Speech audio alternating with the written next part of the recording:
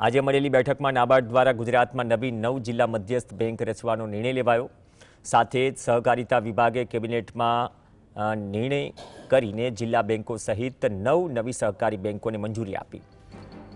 રાજ્ય સરકારના મંત્રી જીતુ વાઘાણીએ કહ્યું કે પીએમ મોદીએ દેશના તમામ જિલ્લાઓમાં ગ્રામ્ય સહકારી બેંકના વ્યાપને વધારવા નિર્ધાર કર્યો છે। કેબિનેટ બેઠકમાં સીએમએ ખેડૂતો અને ગ્રામીણ નાગરિકોની સુવિધા વધારવા માટે 9 સહકારી બેંકોની રચનાને સૈદ્ધાંતિક મંજૂરી આપી છે।